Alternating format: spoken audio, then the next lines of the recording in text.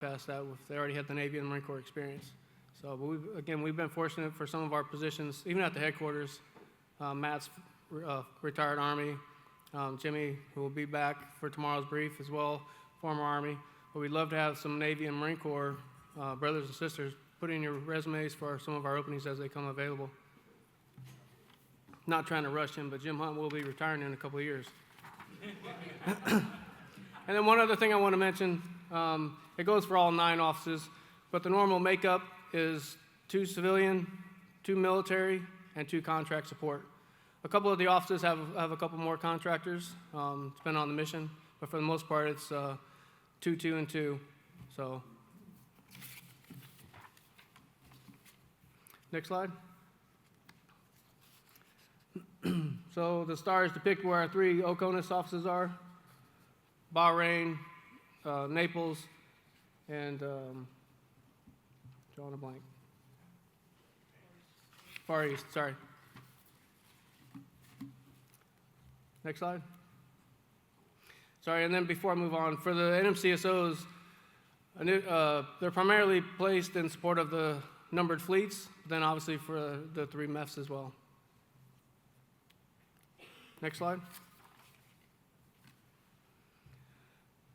So for this one of the things I want to mention, other than what the pictures depict there, the Admiral mentioned the USVs. That was a big challenge last year, and we're already starting the coordination again this year for their next deployment. Obviously a very important mission that they're bringing the capability to the fight for us.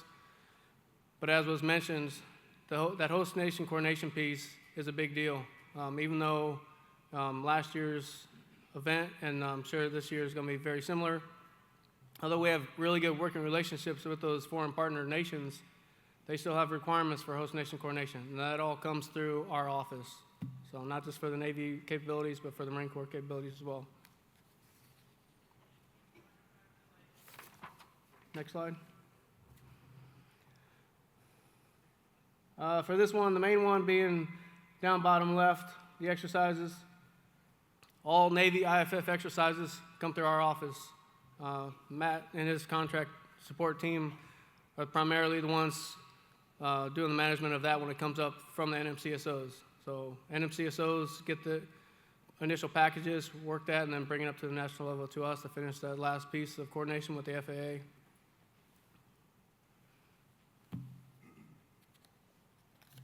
Next slide. Spectrum Supportability Risk Assessment, SSRA. So it'll be talked more in depth Thursday by either Kevin Tran or Ben Longwood. I believe it's going to be Ben through Teams, so hopefully we'll have no issues with the Teams dial-in for that. But just the brief overview slide. We'll go more in depth on Thursday for those that need some information on the SSRA requirements. Next slide.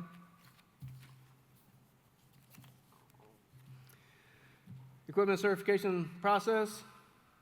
Just a quick overview slide there. This one will be gone more in depth tomorrow by either Kevin Tran or one of his support team members from headquarters, because unfortunately Egram Israel, that was supposed to be here, isn't going to be able to make it. But for those that don't know, that's a quick overview of the process, starting at the SysCom through us, and then depending on the type of system, it'll go to either SBS or ESG. And then if host nation coordination is needed, we'll take care of that process as well for your requirements.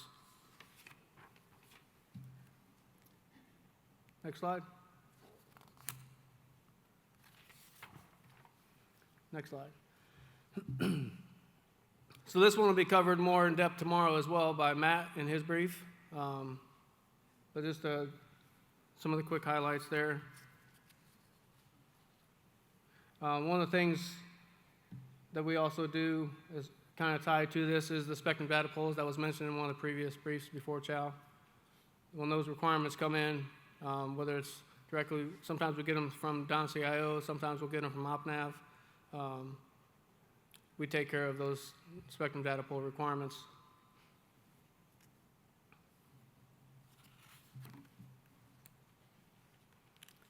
EA GPS requirements. So I know Rich briefly mentioned this. So whether it's a Navy requirement or a Marine Corps requirement, your EA GPS request come through our office. Handled currently, Jimmy Floyd is double-hatted. He recently made the, depending on how you look at it, good decision to take over Link 16 and those challenges. But until we hire his replacement for the EA GPS, he's kind of taking care of that section still as well. EA is a little bit easier of a process than GPS because once it gets to the national level and we send it up to our national partners, it's just FA and FCC. So there's not many issues that we still have with those, and if there are, Jimmy can chime in at the end. And then for GPS, for awareness, for those that may or may not know, that one goes through Stratcom. So there's a lot of different additional challenges with that. So that's why the requirement is very important to get your request into us 60 days prior. Next slide. So Link 16 process. This process depicted is more so for the Navy side, but for the Marine Corps side, it'll go through the MEF and then on up to us.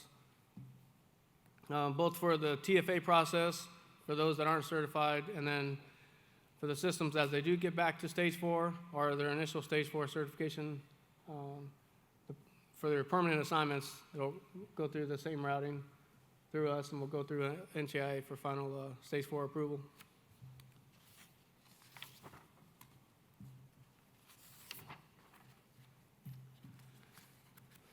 So other than the things that were already covered on those previous slides, this is some of the additional things that our office at headquarters at Fort Meade or one of our 9 NMCSOs provide this level of support to the Navy and the Marine Corps team.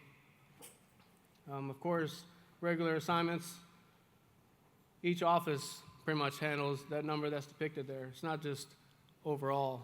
It's quite a few number of records that support the Navy and the Marine Corps. Ship visits, all ship visits are handled through Jim Hunt's office at Southwest, but it's another support that we take care of. For our foreign partners that come in, those ship visits get routed through our Southwest office.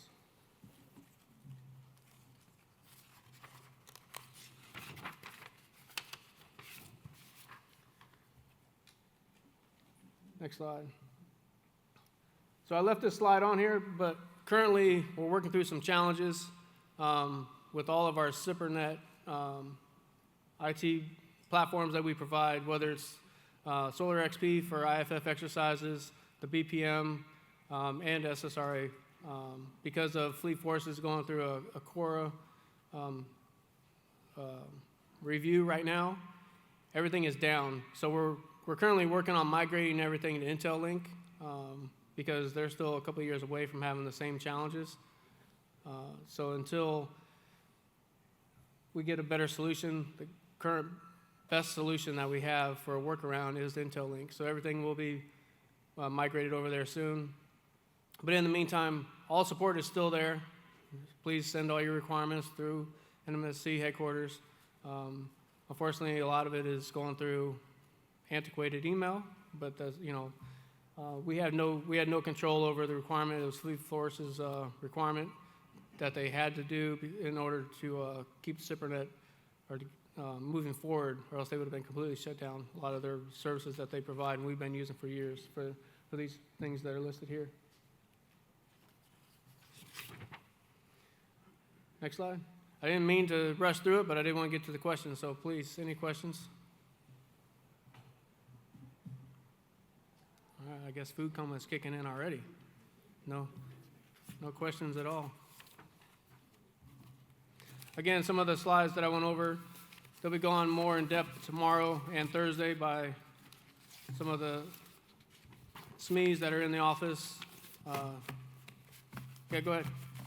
Hey, Jim, this is Jim from Jeff Molasiak. Can you go over Link 16 EMCF feature certification and kind of like who's doing it now and kind of how we have visibility over where platform certifications are and how we can kind of look into that? Yeah, so we'll go into it a little bit more in depth tomorrow, but for now, so It's already been roughly 15 months. So we turned over EMC Features Cert Authority to NAVWAR.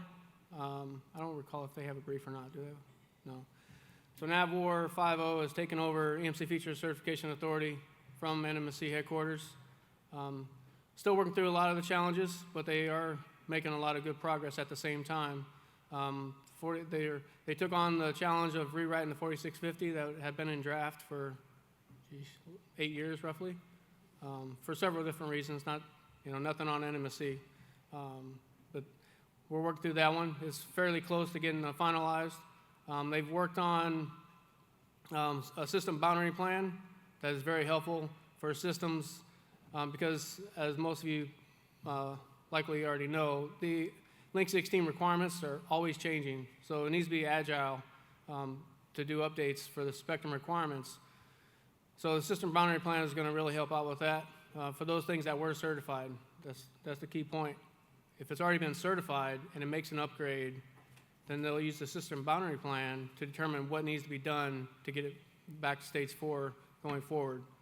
If it hasn't been certified initially, then that's a whole separate process that if you have additional questions on that, we can either answer them tomorrow or we can send you over to Bob Leopold and Lucia Joe, who lead up the NAVWAR team. They'll be here tomorrow. And they'll be here tomorrow. Perfect. Can I answer your question for now? No, thanks. Yes, sir. Hey, sir. Good afternoon. Lieutenant Commander Sean Hadley again. Stanky J. Gray flag electromagnetic warfare lead. So my question's not about certifications or anything or Link 16, but in regards to EA and in regards to GPS, you mentioned that those processes are relatively straightforward except for the STRATCOM and those kinds of pieces. But the process may be straightforward, but the answer we get back is oftentimes no historically. So I'm curious, what level of engagement does it take to go from yes at 3 a.m. to yes in the middle of the day, or from no to yes? So first thing I want to mention was I don't recall one coming through for last year, so I don't know if we had. One didn't come through for last year. Okay. So for this year, the first point is, like I mentioned, get us the package as soon as possible so we can process that. And we can either work directly with you or Jen Boston, I know, handles a lot of the requirements for gray flag. But then, for the most part, it's priorities in that area. And I would like to guess that gray flag would take priority over anything else that may be in that area. So just coordinating that piece. There was an interesting conflict between our area with gray flag, which for those unfamiliar, off the coast of LA, essentially, up to off the coast of Monterey Bay. There was an interesting conflict that popped up last year between our operations and some other operations out near like White Sands or something, and the geographic distance was surprising to hear that there was a conflict there. I'm not sure about prioritization, and we'll certainly have to take a look at that this year, but that was a surprise to most of us. Yeah, so one of the things, although it may seem like it's separated when you first look at the map, so for GPS, the main level of coordination is at the 25,000-foot contour line. So anything that's overlapping there is the main sticking point that has to be coordinated between other events in the area. Thank you, sir. Yes, sir. Anything else? Made it pretty easy for me. Again, we'll have some additional briefs tomorrow and Thursday. Go more in depth on some of the sections that I gave a brief overview on. Again, one of the big things that I think Jose may have mentioned, or Rich, these events are very important. When I first joined the Spectrum community, that is, I went straight to Iraq for a year, came back, Afghanistan and whatnot, that whole story. So I wasn't able to make it to any of these type of events when we used to have several of them. So it's very important, along with the information that's being provided by all the presenters, is the networking on breaks, afterwards, before we start in the mornings. It's very important. So please, I'd like to push that on everybody here. Take advantage of it because we're here to support. But sometimes, even in the brief discussions that you have on break, you may bring something up that wasn't previously brought up to our attention. So no matter how we get it, we're here to support the team, but we need to know your requirements in order to give that best support to the entire Don team. So thank you.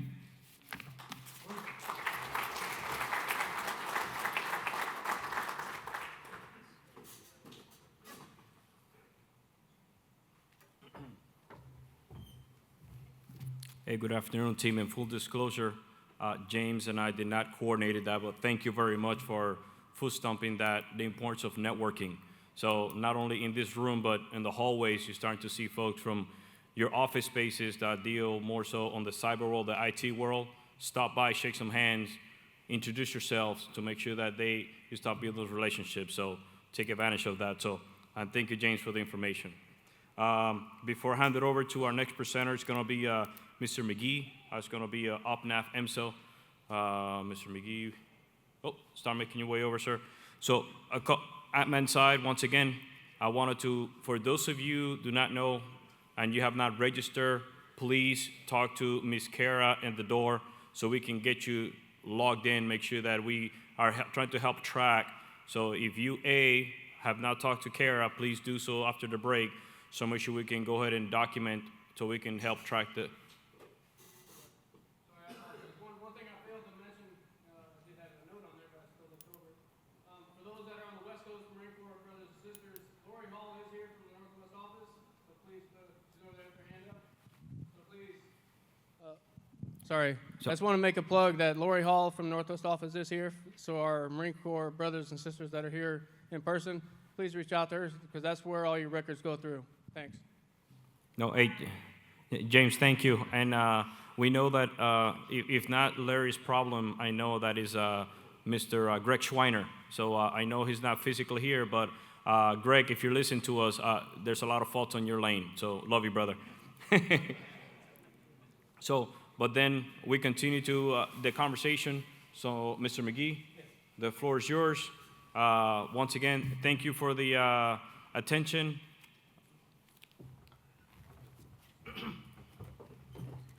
All right. Good afternoon. My name is Cecil McGee. I work for NIWIDIC, Naval Information Warfighting Development Center. A little bit about myself. I'm a retired EW chief. I'm doing EW for 30 years. For the last decade, my focus has been on spectrum operations. So this is brief. We're supposed to give you a brief overview about what the Navy's doing and what our team is doing at NIWIDIC. I work in a EMSO training team, a complement of EWs, spectrum managers, METOC professionals, Marines, combat systems personnel. So that's our construct that we have. Next slide. So we work at, those not familiar with the WDC, what we're charged to do is to provide advanced tactics and training, alignment continuity with the respected communities at large. So as you see on here, there's 5 different WDCs. We work in information warfare. There's one for surface, undersea warfare, expeditionary warfare, and experimentation. So we're the ones that are actually the one we're charged to make sure that there's continuity in advanced tactics, operational support, engineering support, experimentation, and tactics and training. Next slide. You see right here, when we talk about EMSO, spectrum operations, there's a construct at every level of war. As you can see right here, from the joint level all the way down to the tactical level down on the ship, where there's a EMSO cell. Now, they're all not called EMSO cells. At the MOC, they're called space electromagnetic working groups, but it's still the same kind of construct that's in place. One of the things we've been doing at NIWIDIC is trying to make sure that the doctrine and training that we're providing is aligned all the way back to the joint standard, so that when we're in a joint warfighting construct, that we're all saying the same message and understanding the same tactics at large. As you can see right here, we set the same messages up and down. We talk about jerkful employment, EMI considerations, spectrum readiness, METOC considerations, what's going on in the environment. All these things are very important, and I feel like I'm preaching to the choir because we all know how important it is for the fight, for us to be able to synchronize and make sure that we are able to complement each other as far as the missions as they occur. One thing I would point out when we talk about personnel, every service is a little bit different. And we got a couple slides that actually speak into how the Navy's organization is a little bit different as far as the personnel that we talk about and how we actually work together and synchronize in an EMSO cell function. Next slide. Okay, this right here is a notional for a staff construct, similar to like a CSG or ARG. As you can see, we have at the top here the Information Warfare Commander. For those that may not understand, for the Navy perspective, the IWC is the ones that actually, the warfare commander that actually is control of the spectrum. And you can see right here we have the deputy involved. And I'll just go walk this over. You have your EWO, your spectrum manager, a METOC professional, your ops, cryptological, my N2. So think of 2, 3, and 6. It's the same kind of construct. Every service has that. We just have different people doing those functions. As you can see, it's a lot of people in that construct that actually do those capabilities. We also have on there the opulent, and then we also have the warfare coordinators, warfare commanders liaison from each of the other disciplines. So like air warfare commander, air missile defense commander, surface, subsurface commander, so Zulu, the warfare commander for operating on the surface for the ships. We have our air liaison. So all those complements, when we think about the spectrum, we have to have a touch point with each and every one of those. And I don't think this one we have the Marines on here. So even the Marines on board, like for ARG, would be listed on this document.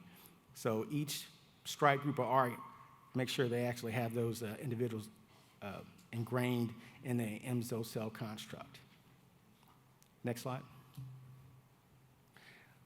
What we started a couple years ago, we realized that we had to have that same complement at the unit level. And this is a fairly new construct. It's probably been out for since 2014, 15 time frame. So if you think about that as far as an organization, that's fairly new to the Navy and to the fleet at large, trying to make sure we actually have those complement of individuals working together to make sure they understand the spectrum. And one of the reasons why we have it at the unit level, we're still working on getting all that information down to the session level in A schools and C schools, but making sure that we put the organizational structure in place so the individuals that are already there can understand how to work together and what spectrum operations looks like at the lowest level, so that when they start growing up and moving to a staff, whether it's at a staff or mock level, they understand what that looks like, so they can have some representation of how to operate and become proficient in using the EMS, the coordination of that for those effects. Now, of course, you have on here the MZO officer. The MZO officer is usually a PTO or a department head level. Sometimes it might be EWO or IWO that's actually going to be in charge of the cell.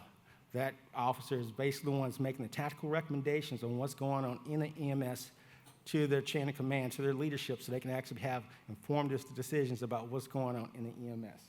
Now, if you notice on the last slide, some of these are the same positions, they're just different because they're at the lowest level. So you have on here the CSM, which is Combat System Maintenance Manager.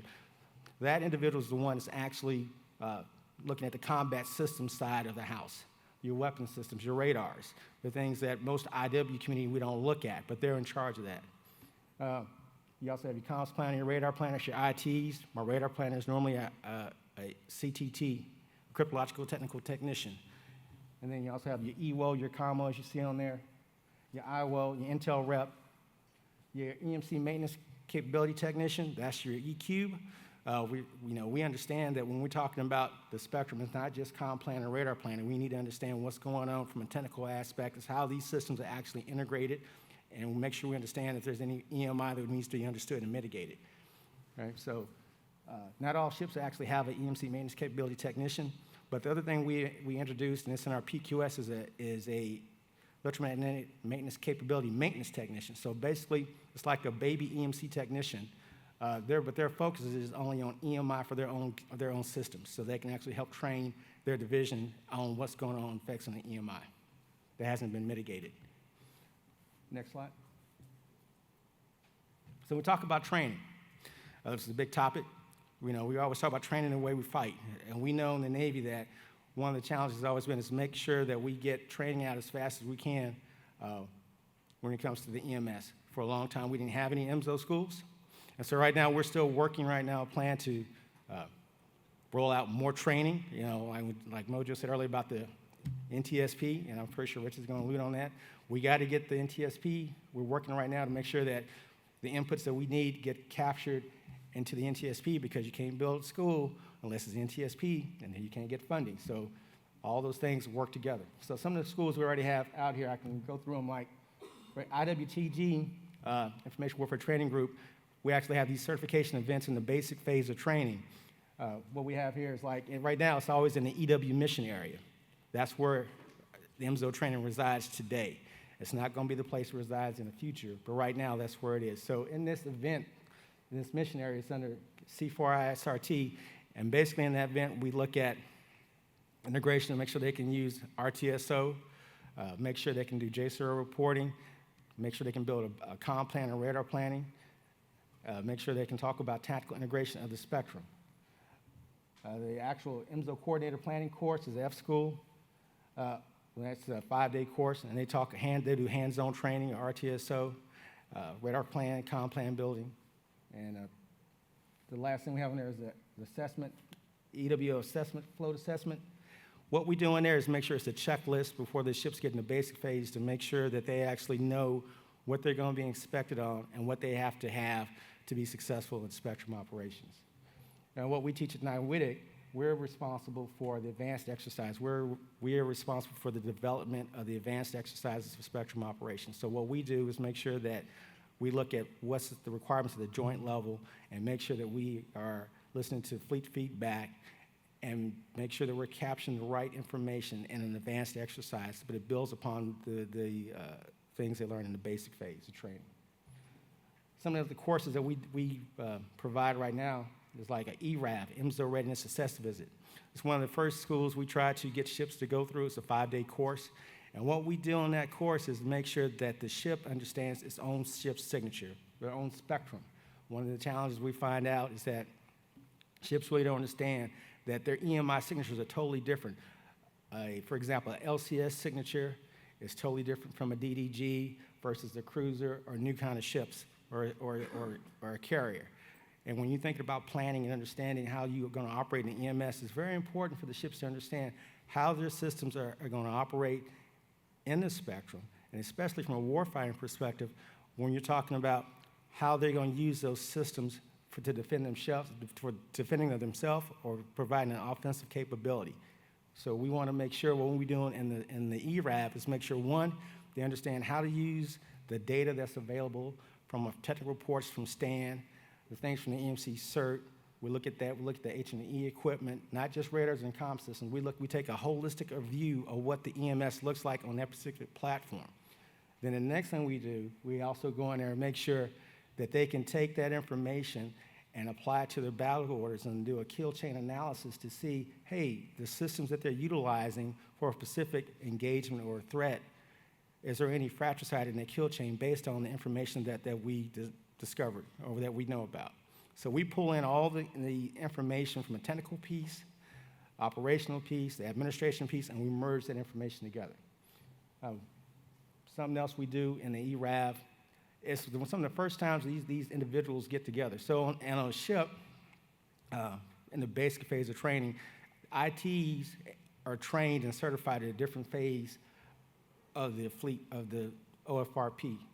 So that's one of the challenges. We're all going to get trained together at the same time. So typically, the rest of the tactical members of the training team, the IMSO cell, are trained at different times. So my ITs, their certification period is different from the CTTs.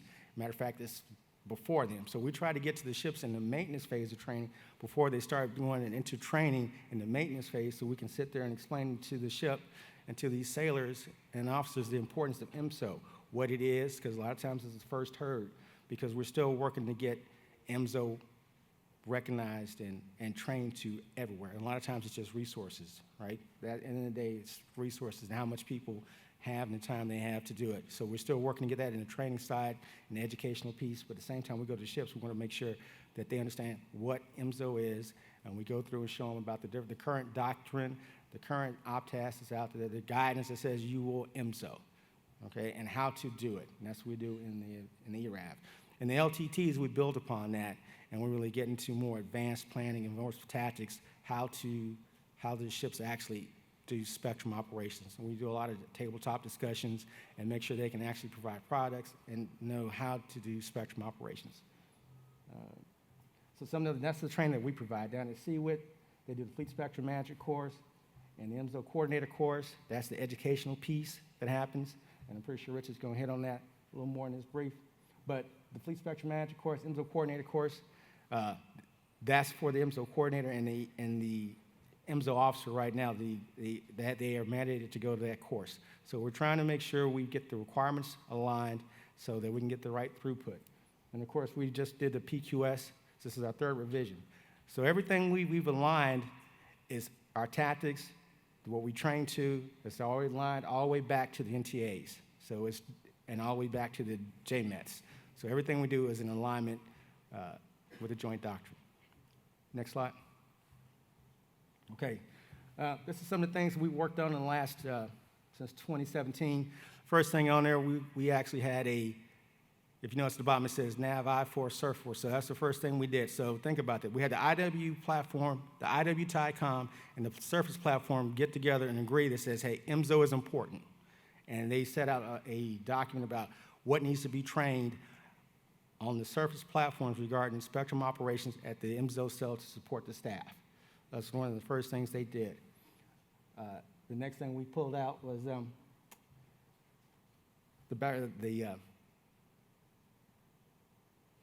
the SecNav instruction 2400 came out talking about spectrum as a battle space. So what you see on here, what we were trying to do is make sure that we were building training based on the direction of the Navy. And if you see on there, we have the spectrum superiority strategy came out. Our team worked very diligently with the MZO cross-functional team, especially on Goal 3, which is training and readiness, to make sure that what they were capturing from the Navy, that we were heavily involved and we were aligned with the direction DoD was going. Then came out the Joint Pub 385. As you might know, that it was two different pubs at one time. There was the Joint Pub 601 with spectrum operations, spectrum management operations, and then Joint Pub 313.3, which was EW coordination. So one of the challenges we had in the fleet before that happened, there was some resistance to make sure that, hey, is the Navy going the right way? Because we already knew where the joint community was going, but once that document came out and said we're going to merge these two disciplines together, it made it a whole lot easier for the Navy to move forward. That's why you see after that a couple of things start happening very rapidly.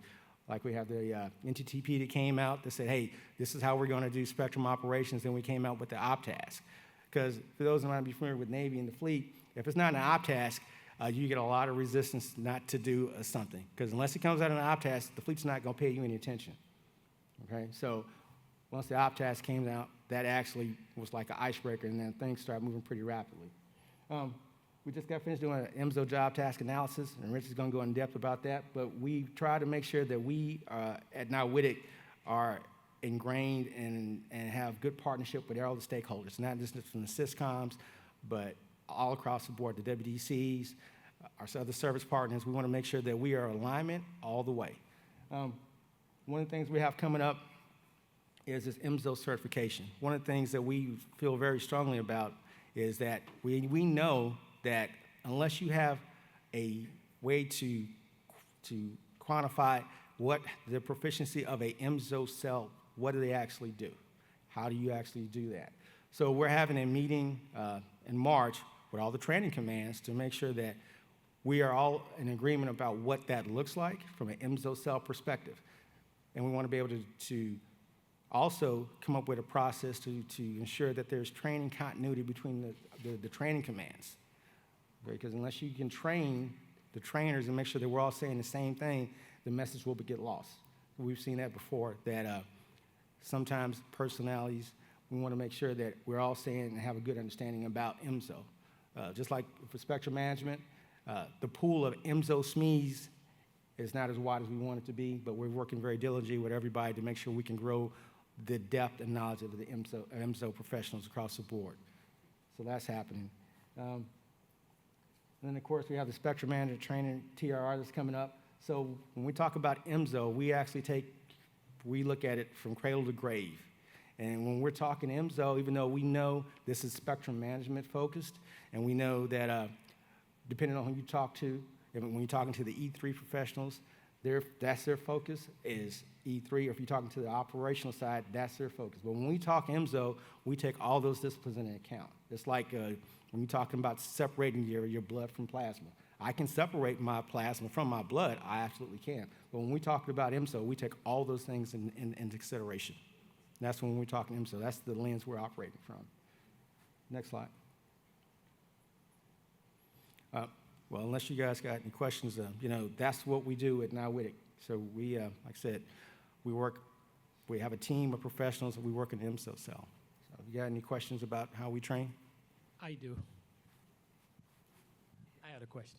Yes, sir. So just following up with, first of all, could you provide some feedback that you guys have received from the fleet about the type of training that they're getting?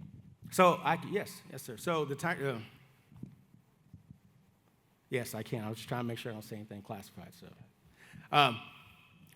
we had a ship. I won't say what ship the strike group there was. They were very much pleased with the training that we did provide as far as MZO training. 'Cause a lot of times, the training we provide like 40 hours of curriculum in our training. So it's not a check in the box training. It's not 4 hours a day. It's 8 hours every day, 5 days. Sometimes we do tailor that based on operational commitments of the ship or the staff. But we get really good positive results on the training that we provide, good feedback. A lot of times ships will say that it's not long enough. The challenges are that when you introduce a new concept to an individual that they're not, haven't heard in their A school or C school, sometimes it's a lot of information to actually absorb in 5 days. Thank you. You know, we've spoken before, and sitting where I sit, I'm actually concerned from the Navy perspective, right? You know, following up on Chief Warrant Officer Lucky's statement earlier, we had an opportunity to go visit the Lincoln, and all of these great things are identified, stating that this is what we're doing for the Navy. But yet, when we go to a vessel who just came out of a deployment, a real deployment, en route to a new training cycle, but no one in that area knew anything about Spectrum. So I really got a concern, and of course we've spoken. But this is the environment where if anyone who's in the Spectrum community, if you feel that there is a lacking of what you're getting, you need to bring that to our attention. Because again, Mr. Johnson mentioned that it's funded out of our office. And I'm in the process of writing policy, and I'm trying to capture this. So that's why I'm critical with you. I don't take it as critical at all. I think you're spot on. A lot of times when you talk about a platform or a ship, you have to ask yourself one thing: where do they get MZO training from? Right? When you see the senior leaderships making decisions, where did they learn? When were they indoctrinated or had the opportunity, or when were they exposed for Spectrum operations? When did they get that information, or did they even get it? A lot of times we see that it's not that sometimes it's their schedule. Again, when we talk about capacity and capability of the MZO professionals you have at large today, all right? Yeah, but we're saying MZO, but I don't think we truly align with MZO. I mean, are we talking spectrum management? Are we talking MZO? Well, when I'm talking all three of those things. So when we say MZO, we're talking spectrum management, we're talking EW, we're talking METOC, we're talking the technical piece, all of those integration functions, those capabilities. All right. So when we're speaking MZO, we're looking at the holistic, the whole bubble. Now, when you go to a ship and you see that there's challenges, well, we know there's challenges, but a lot of times it's the fact that getting to the training community that has to train those ships and they understand about what's available. Now, we just released a new message offering more training opportunities to the fleet, and you should see that. So we're trying to fix the problem, but again, our pool of SMEs and the fleet as a whole, right? Like you said, just 4,000 spectrum managers. If you post me and you said how many individuals knew what spectrum operation was, Navy, I'll just say DOD wide. I think you'd be surprised at the number that you would find out.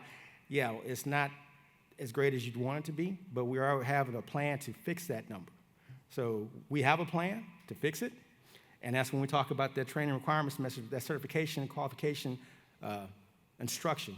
It's going to be a piece to actually fix that twofold. One, make sure that the individuals that have been charged to do the training get trained, all right?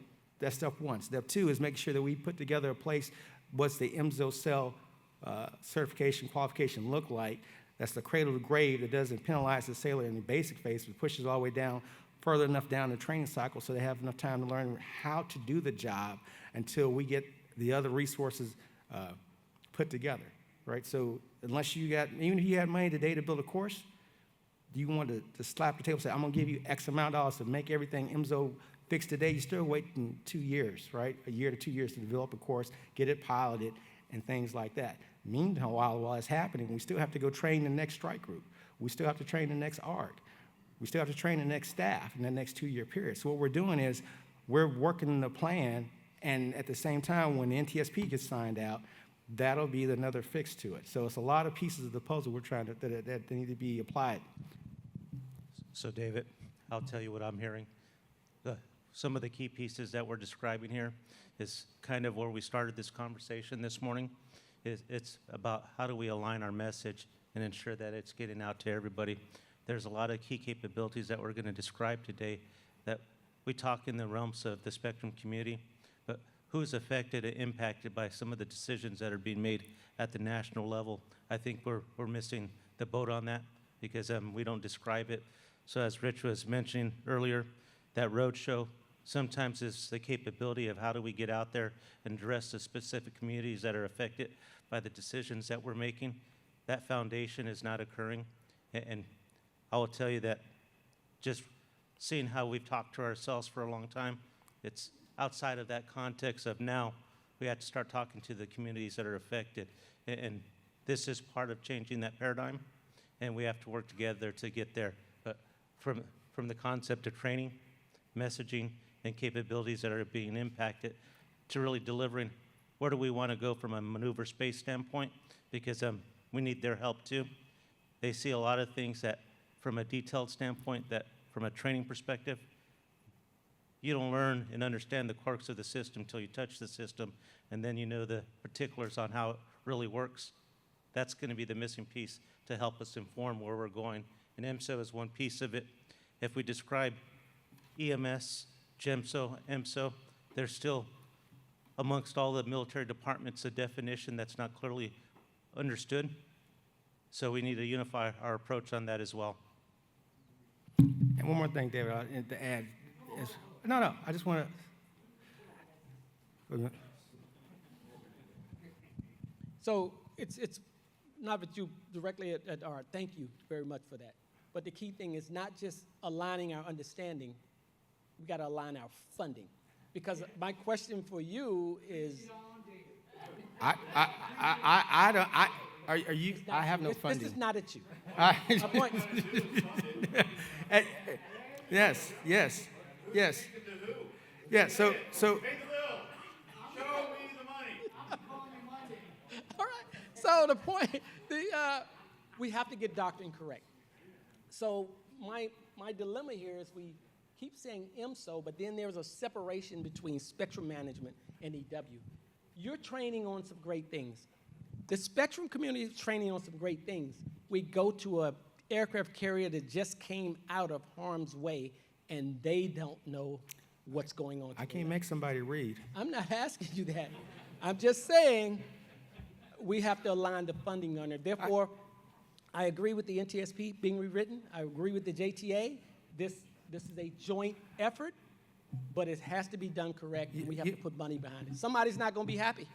I agree with you, David. Something else that we do as far as training, they were saying on the slide, we teach at the PCO EXO courses, we teach at the combat system courses, we teach at the department head levels. So we teach at all those places. But when I say we can't make somebody read, I promise you, if you went down there and asked those individuals, if they looked at the OPTASK IMSO, have they read that? You're going to find they probably haven't. Or if you say, didn't do the IMSO, did you even know it was a PQS? You're probably going to get an answer, oh, I didn't even know it was a PQS. So when you're running some ships that actually say, or platforms that say, I didn't know anything, I believe it. I did say I've been doing this for 10 years, right? Okay, so, but as far as non-WITIC, what we can fix, what we can control, we make sure that we're doing the right outreach to the right people at the right time. Like we're working with a staff right now. We're helping them write their op board. We're helping them write their op board sub. Matter of fact, we're going to be in a syndicate meeting. So we're working with the numbered fleets. So we are engaged as much as you could have somebody with the resources that we have available at our disposal, unless you're going to give us some more money. And I'm pretty sure my PM back there would love it if you gave us some more money, right? We're money person, right? Well, I think you had a question. Yes, sir. Yes, sir. True Officer Mario Gordado, 3MEF. I had a question concerning, question and a few comments. So, has any thought been given to including Marine Corps in any of this type of training or Absolutely integration? not. And the reason I ask Of course. is for Of those, course. for those familiar with how operations unfold in the Pacific, right, without going any more in depth, it is a joint fight, but the Marine Corps and the Navy are very tied together. So I'm curious to find out if this ERAB has been done to any of the MU operations that have been done in theater. So I'm glad you said that. So we were, so I was just joking, but absolutely not. I did say we've had Marines on board with us before. So this is our second iteration to have Marines with us. You know Warrant Officer Luger? All right, he works with us. Okay. So, yeah, he is retired. He's got a beard. So yes, so the Fair Prime we're working with right now, we met with their MU a couple of months ago. So like we're in a workup cycle. So there is a plan for us to have future integration. I got to go back over to the Fair Prime staff next month. So yes, we recognize that we have to work together and integrate.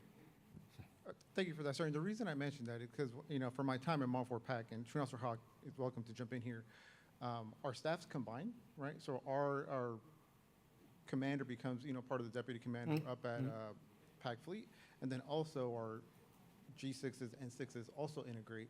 So with this MSO training that is now available, perhaps maybe our spectrum managers that board the MU and are land-based, and then some of our G6 staff, once we integrate to PAC Fleet, it would be very useful for us to have this training and understanding. So our, leadership understands once we integrate how operations are going to unfold with this new concept. Right. So we did some integration testing a few years ago in there in an LSC experiment. Who was on the Fair Prime staff. So like I said, this is not our first time doing it. And I read the MTAB, the MAGTAB MSO twice, well, couple of times. So we're on the same page about that. We can talk more offline about doing some more future integration work. But yes. Yes, sir. Thank you. Last question is, for this MSO coordinator course, is that available to us on the Marine Corps as well? Rich will talk that question. But I can tell you what we put in the OpTask Amphib about the Marine Corps and Navy working together. There is some language in there that says Marines, the Marine MSO cell and the Navy MSO cell will be coordinated. So if you look at the new Navy-wide OpTask MSO, it's in there. Okay, so yes, and it's also in our OpTask MSO too. So, and then it's in our TTP. Sir, I got one question. Actually, it'll unfold a lot, but Go ahead. just from us standing up our MSOCs, starting at MAR4 PAC and then tasking 1st MEF and 3 MEF and then tasking the MSCs, in the Navy, like you stated in your SecNav 2017 on your previous slide, it is a battle space. I don't believe, from the Marine Corps perspective, I don't know if the Navy has it in their perspective as well, it is not treated as a battle space. And it's a campaign of knowledge of being able to educate people how we touch every pillar of everything in the military, because we emit, everything's emitting, right? So standing up the MSOC, being up at MAR4 PAC, we have the staff for that. And luckily in the Marine Corps, our G39 and G6 are combined. Right. So I sit in there with information ops every single day. So my day job is doing MSOC and spectrum management at the same time. Luckily, I have a chief that does all the spectrum management thing, and I can figure out how we're going to do this MSOC and how we're going to grow our community with our primary OS and how can we support all of that and all of those functions with our new TNRs. But the biggest thing is now we push it back down in the MEF. I get to see my counterparts, but then we meet every 2 weeks. We're doing the offensive MSO, right? We're doing ConOps. The 2's in there, we're doing that. But then from a 6 perspective, we have to understand how are we going to protect that? How do we conceal and reveal? How do we do the own force monitoring and control of our spectrum? But then we're in a zero-sum gain on personnel, right? Where's the funding? Where's the money? How far can we spread ourselves with they're expecting us to do these capabilities, right? I just want to know from your perspective, are your MSO branches stood up and are they manned? Like, is that where they go to work? because what we get is like, we're not getting EMI all the time, and we'll stand you up after it's already too late, and then we'll bring you in. My cell can have an MSOC stood up, the MEFs can be tasked to have an MSOC stood up, but going down any further than that G-level component, we don't have the personnel or the funding to be able to continuously stand it up. It's an additional billet. You might meet every couple weeks. You do a little bit of planning, but that's as far the weeds it goes. I saw that you had staff MSO cells and unit MSO cells Right. at current state, and then what do you expect it to be? All right, so let's unpack it. That's a great question. So, first off, in the Navy, a lot of times it is a collateral duty. So the MSO cells at a unit level, that's collateral duty. All right, that's because they're already doing a part of that job anyway. So for the most part, on a ship, there's rates that are already doing a portion of MSO already. They just wasn't called MSO. All right, so my CTTs are sensing the environment. My comm planner, they're doing IT. So the challenge was to make sure that they're all talking to each other about the same things at the same time, right? They're already doing it for the most part. That was always the challenge because there's no MSO watch. We don't have a separate watch on the ship, all right? On the staff, they have spaces and they can coordinate and work together. And the same thing at the mock, there's manning, there's limited manning, all right? Some mocks have stood up all the way, but a lot of them they're still having challenges getting billets for the spectrum manager, okay? So it's growing pains, right? But yeah, we can talk more offline, but yeah, they have ships that actually stand MSO cells up very well, then there's some ships that don't. We've seen it, we're seeing ships employ MSO more and more, okay? The biggest challenge is making sure that they read what's out there and we're getting to them. And now I think it'll get better once we get all the stakeholders and the instruction out.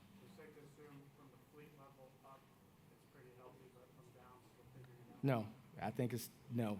In my opinion, you'll know when it's healthy, when you see all the documentation from the fleet all the way down, all right? Then you understand we're resource constrained, but right. Next question, yes, sir.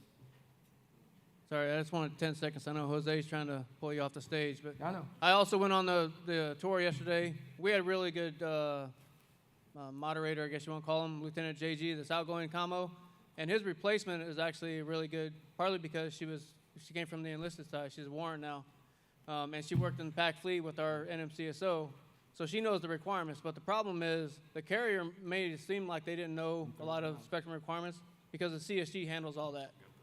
For their buildups, all that's handled by the CSG. So, but the main point that's been mentioned several times already as well is this messaging. And that goes for the fleets as well as they do their buildups, their spectrum requirements, just getting those requirements identified and passed up so we can provide that support. All right. You guys can see me offline if you got some more questions. I just want to keep going. Is that right? That's all right? All right. Yep. All right. Thank you for your time. Thank you.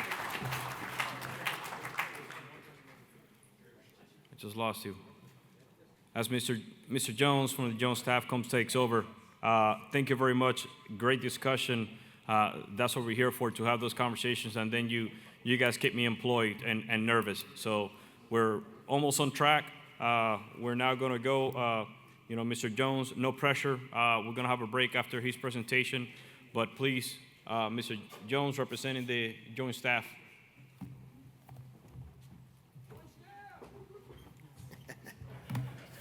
Well, good morning. I'm the lucky one to come up here after they done woke all y'all up. First off, I want to thank you on behalf of the Joint Staff and our branch chief, Mr. Bowens, for the invite to come and speak at the United States Navy and Marine Corps Spectrum Summit, is what I called it on my slides. But we really appreciate the invite.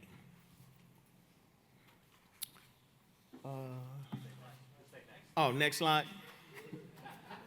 Next slide. All right. Right here. This slide is, well, before I start that, I have 19 slides, and I'm going to read them all to you real slow and rock y'all back to sleep.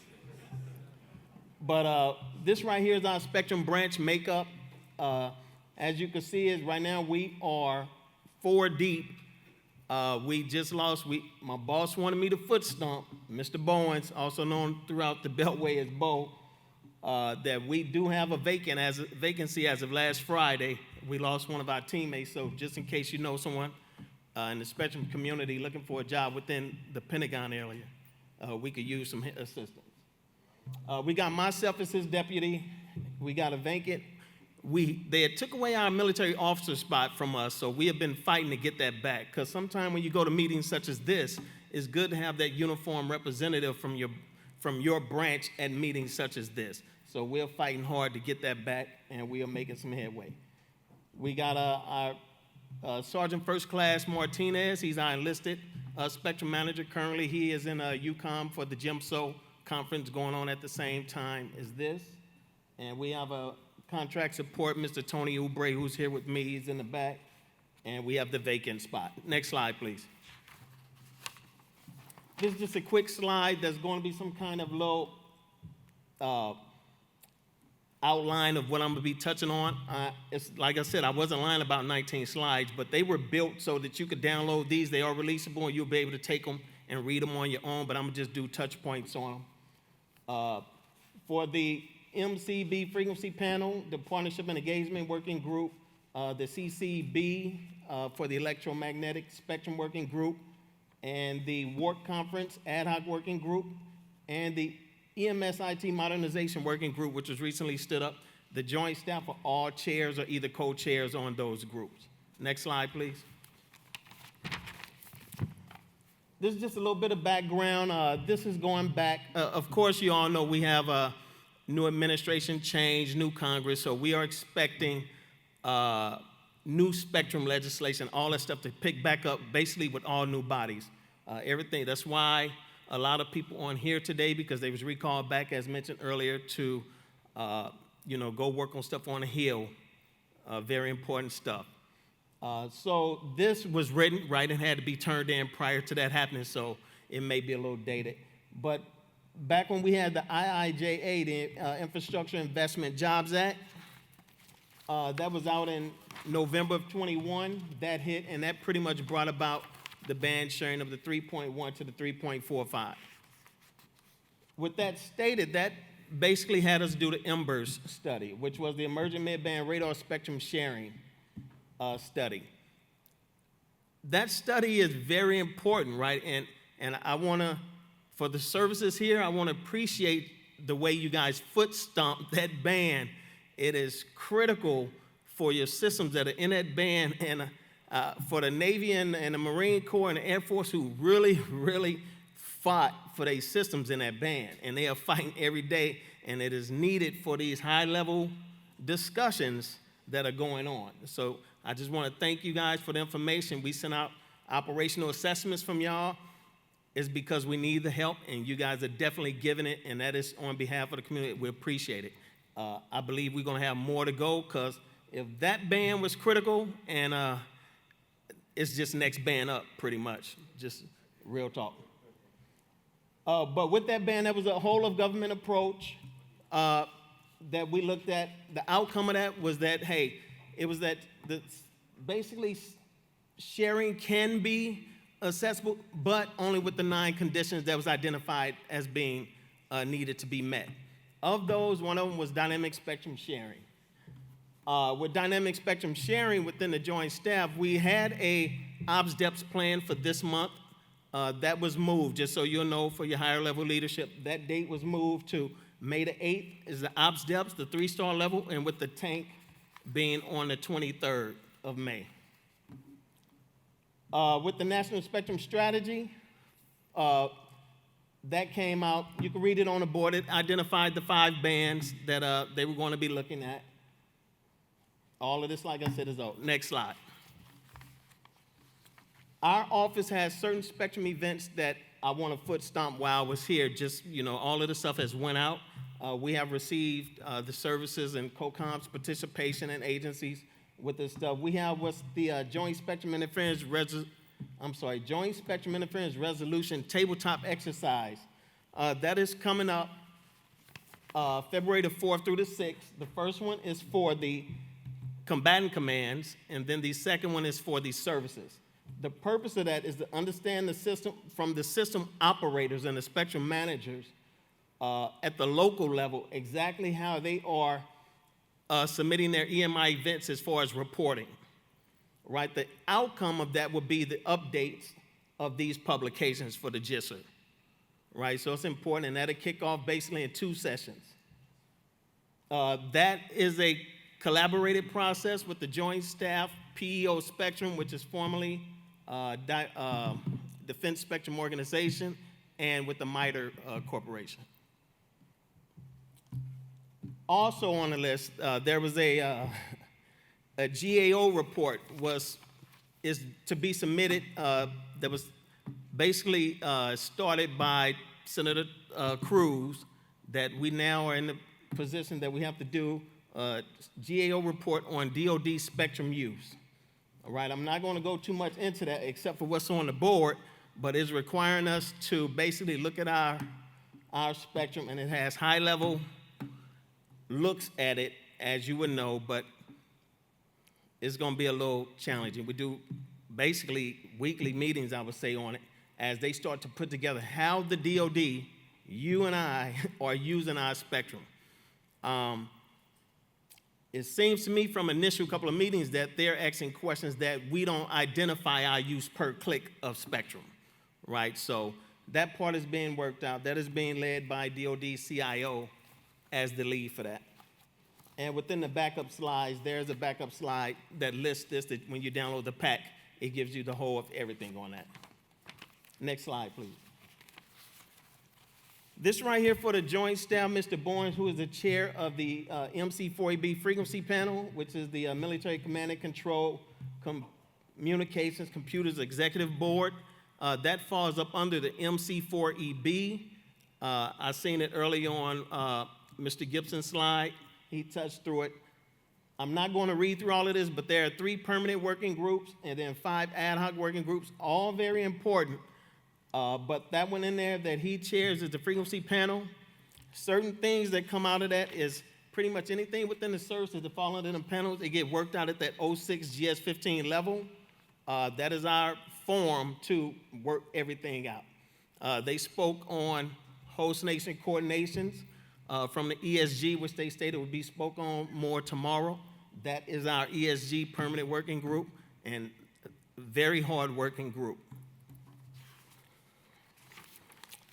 With that as well, right, we have another thing that we had going on prior to the development of this slide that we took to the MC4AB was the publication JANIP 119, right? JANIP 119 for Joint Army and Navy Air Force publication.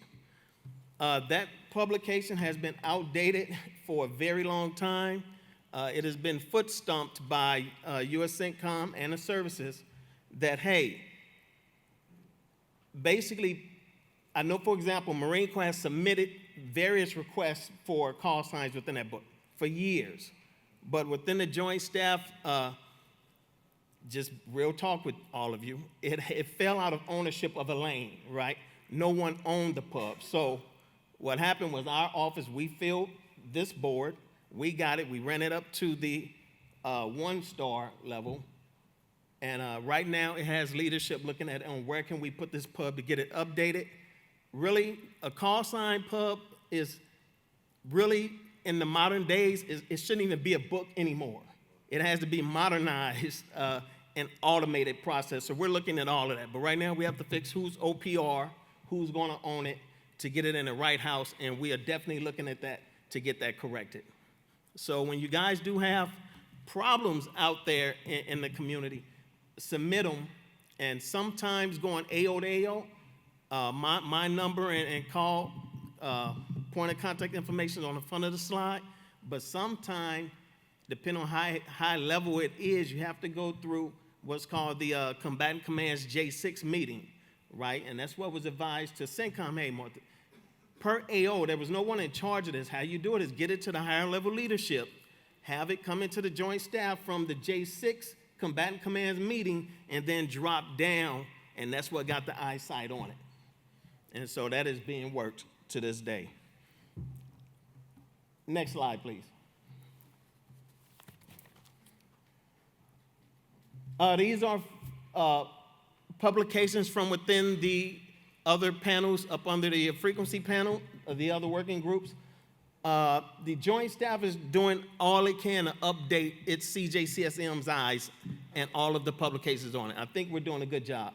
All of the MC4AB publications are updated. Matter of fact, Pub 7 is out for revision right now with a suspense date of 17 February. So somebody within your service of leadership and combat command leadership have that on their desk to get done and get it back. That's the 06 level, meaning the AO level has already been released and completed. So that publication series ran by the Spectrum Operations Permanent Working Group has been doing an excellent job on their pubs. The ACP 190, which falls under the ACP Working Group, that publication was released a little while ago for its final 06 level look for that publication. That is the Guide to Frequency Planning. That one is ran by our office. Me, myself, is in charge of that pub. This is final look.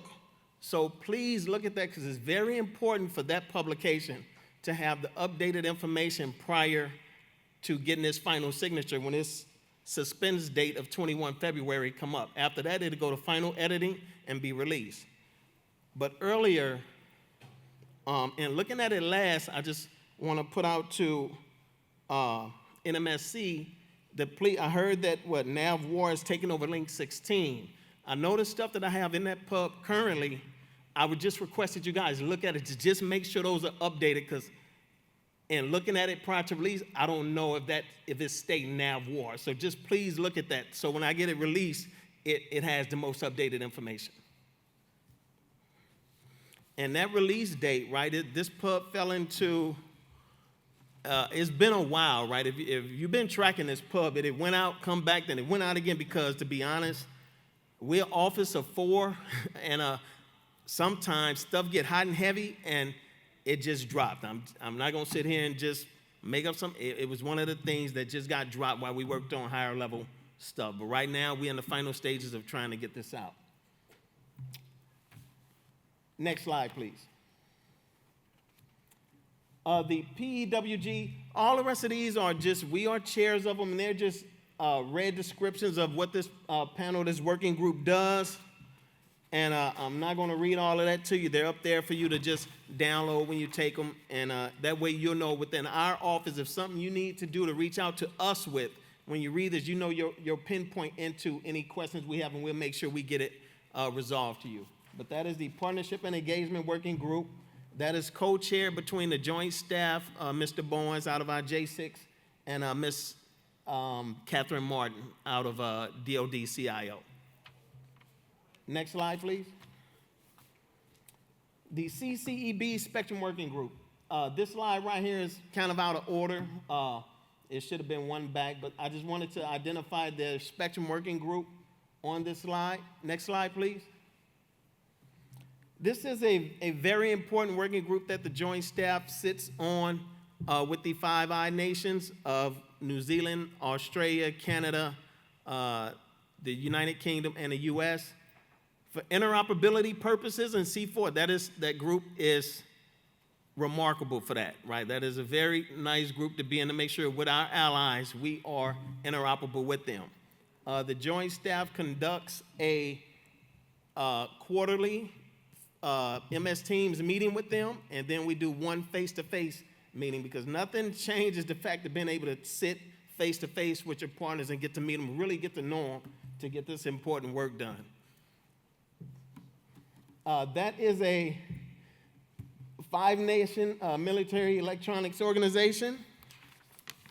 With the nations that I mentioned, is represented by a flag officer and a general officer. And the chairmanship or the steer of this CCB, it rotates annually. You just pick the next country, and then they lead, and then you work on and do your things. Their publication they're in charge of, the parent pub, is the ACP 190. They just finished completing that because the U.S. was the only one to have a U.S. supplement. All the rest of these countries have now generated their country supplements, so that what are you supposed to do to work in their country? You could download the ACP 190 UK supplement 1 or whatever they named it, and that way you can see what you need to do coming to work into their land. A complaint we got for our pub I'm just up here giving you all the real. The complaint we got from our pub is that their average pubs are from 18 pages to 40 pages. Our pub currently is 238 pages, right? Our pub kind of turned into, I don't want to say a dumping ground, but a dumping ground of places that had nowhere else to go. Like we have it's all valid information, that's why it's there, but it like had nowhere else to go. They complain maybe complain isn't the right word, but they have stated that it's almost too big.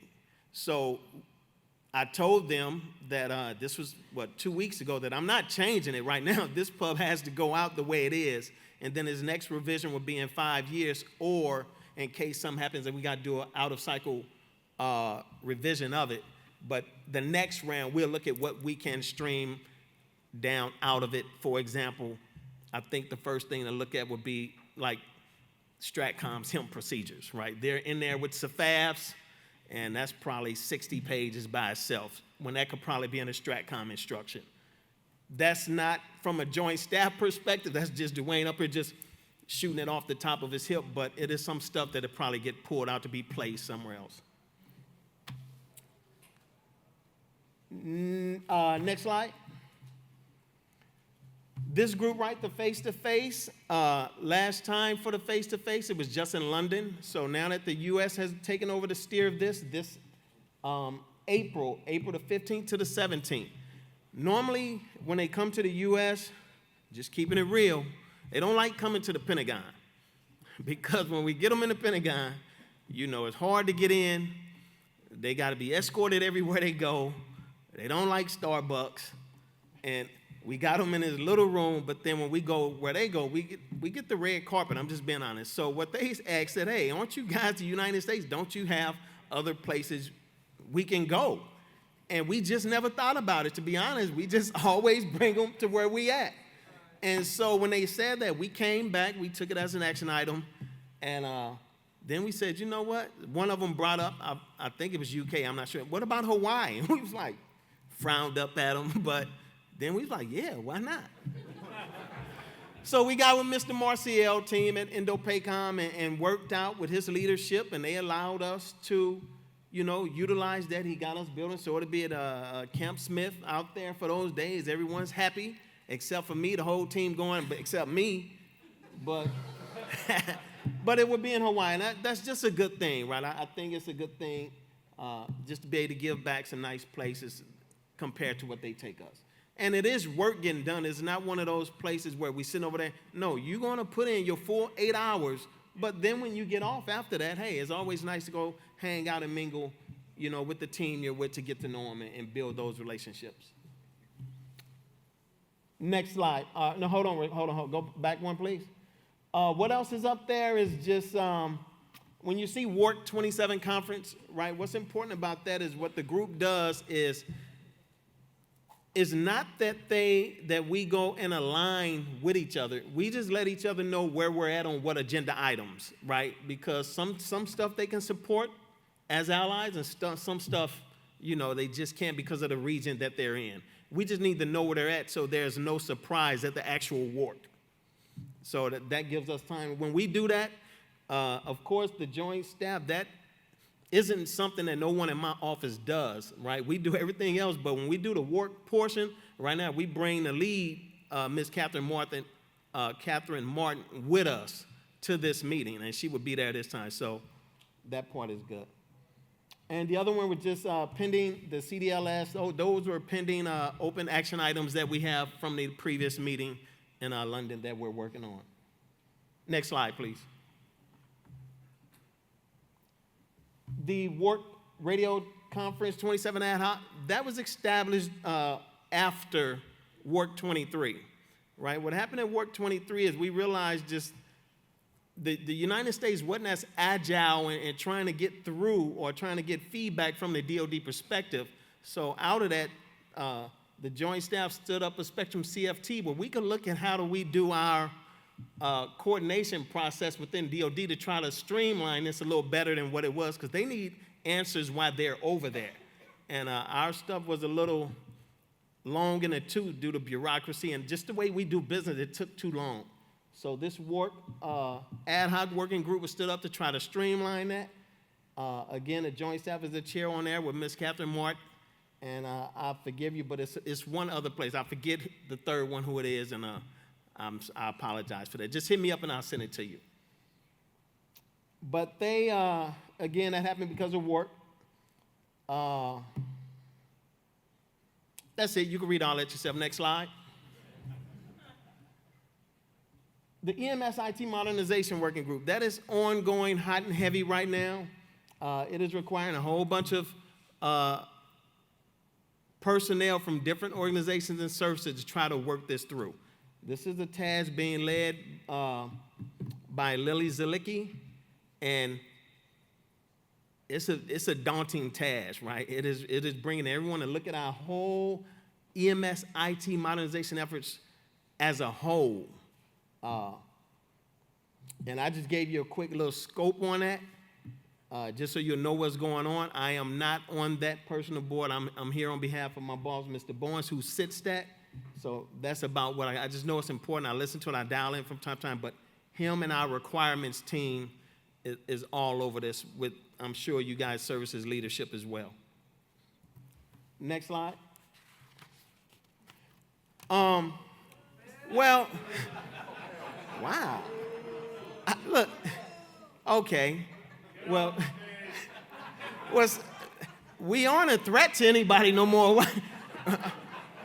But, right, the Navy, just to be honest, was America's Navy. Now you forged by the sea, so why not be a member of America's team? That's all I got, John. Any questions, please? I have a question here. I'm unsure, my limited knowledge of what limited the CCEB to the countries listed. However, has the conversation within your staff or with Mr. Marcial ever been brought up to possibly include additional countries that are important in the Pacific region? And the reason I say that is because I saw New Zealand and Australia listed, which are important to the Marine Corps. However, I would argue that the Republic of Korea, Japan, and the Philippines are also important countries because Korea and Japan have U.S. forces, right, established there by the COCOM, and I've been told that it's coming, right, that there's going to be a U.S. forces established in the Philippines. So, and because, they're important to operations in the region, that we should, figure out a way to kind of bring them into the conversation. I do not have that answer, right? The CCEB is an old, established alliance from years ago. The representatives of those, right, would be spoken from the joint staff from PACOM's alignment for those nations. That's how that part gets to the piece. Because we're in Hawaii, normally this is not a services or combat commands have representatives at this meeting. It would be just the joint staff, and each one of those countries lead #1 spectrum manager, right? The United States is just not made that way. Can y'all tell me who is the United States #1 spectrum manager? So I would say Mr. Bob Marcial in the Pacific region. Yeah, but that is their country. See, Bob is just one combatant command, right? Geographic combatant command. So the joint staff sits that. And this is the first time, because we have left the Pentagon, that we have invited Mr. Marcial. But sometime when you bring Bob, you have to be careful. That's just real talk. Bob, if you'll listen, I apologize up front, but you got to be careful at certain meetings if you bring certain, there's nothing against Bob, love him to death, and he is there this time. He's going to always bring stuff on his plate, and he's 100% love for this game, right? That is not a knock. It's just, some stuff get delicate, and Bob ain't too delicate. Yes, sir, understood. And just to add a little bit more information just for yourself, for the group, and for the audience online, being in the Pacific for the past, 10 years, unlike, he always mentions, USNO PACOM doesn't have a NATO. Because sometimes that argument is used with him, or, someone will bring it up, like, hey, when I went to Norway or Germany, it was easier across. He's like, yes, because those countries have an agreement. No such thing exists in the Pacific. So, taking that thought in mind, I like maybe this would be a way to help, not create a NATO, but kind of align those countries, because commercial systems and just DoD systems, getting them cleared in the Philippines, I would say fairly easy, but then when you get to Japan and Korea, a lot more difficult. And if we already have forces in Australia, how do we posture the theater to make it easy? I don't know if that can be a forum, or maybe a future forum is established to kind of try to align everyone. I got you, and I'm sure my guy, he's copying all of that, and I would definitely take it back to the office for that to be put to the table with our leadership. And that is nothing new, right? Bob screams this all the time. He would definitely let you know, whether you're talking about EMBMJ or whatever, that what are we doing for his theater? He's the #1 foot stomper for Indo-PACOM. And he is not wrong on what he's saying either, right? But any more questions? Yeah, I would not be taking no questions from Mr. Willard. I seen what he did. I am ignoring him. All right, y'all, thank you.